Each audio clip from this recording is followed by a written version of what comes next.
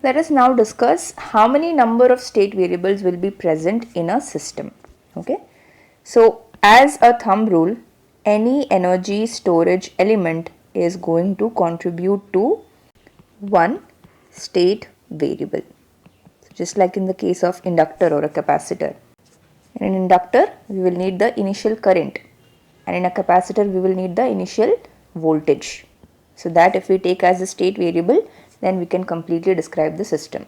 So that is why each energy storage element will correspond to one state variable. Okay. Also, this is just an electrical system. In a mechanical system also there will be similar energy storage elements. So what are they? It can be, the most obvious answer is a spring. Mass is also one energy storage element. Now also each of these energy storage element, they will be modeled by integrators, right?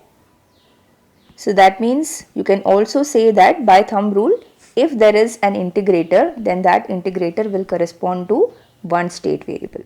So that means if a control system is described by an nth order differential equation, then it means that it will need n number of state variables. This is what we have seen in the mathematical basics. We took an nth order differential equation. We got n number of state equations by taking n number of state variables. Okay. So this is one point. Another point is the choice of the state variable will also matter. For example, if you take a capacitor, then you will need the initial voltage. Initial voltage will serve as the state variable. Will initial current serve as a state variable? No. Right? Similarly, for an inductor, you will need the initial current. That will serve as the state variable. So you have to be careful while you are choosing the state variable. Now next, what if there is a capacitor and an inductor both in a circuit? Then how many state variables will you have? You will have two state variables. One will be the voltage across capacitor, another will be the current through the inductor. Next, what is the case when there are multiple capacitors or multiple inductors? Okay. So if you take a circuit which is having something like this, two capacitors in parallel. Okay. Now if you know the voltage across this capacitor, then you will know the voltage across this as well. So here you will need only one state variable. Two state variables are not required. Let us take another example. Here you have a voltage source and here you have capacitors. Here how many state variables will you need? Here also you will need only one state variable. Here the difference here is, here anyways the voltage across this will be voltage across this. So you will need only one. Here why will you require only one? Because if the voltage across this is known, then this is the voltage source. So this voltage you can directly find from the KVL. Input anyways you will have to know, right? That is how you will completely describe the system.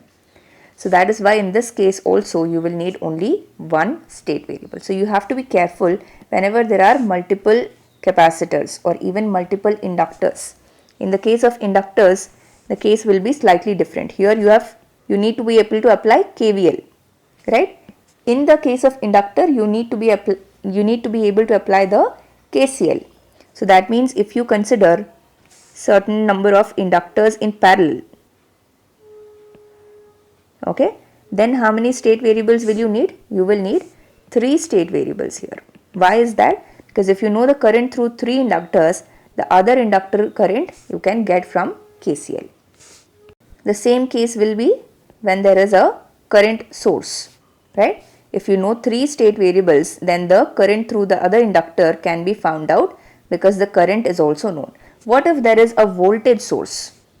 So that means you have the four inductors and the fifth branch you have is a voltage source. In this case, you will need the four state variables because you don't know the current through the voltage source. You only know the voltage through it. Okay. Finally, the last point about the state variables is that they are not unique. State variables are not unique. As an example, you can take the example of this inductors once again. 4 inductors in parallel. Okay. So now you can take the state variable. This you can, let's say the current, take the currents as well. I1, I2, I3 and I4. Right. Now you can take I1, I2 and I3 as state variables, or you can take I2, I3, I4. Right. Or you can take I1, I2 and I4. Any combination that you can take. Any 3 out of the 4. So the state variables need not be unique.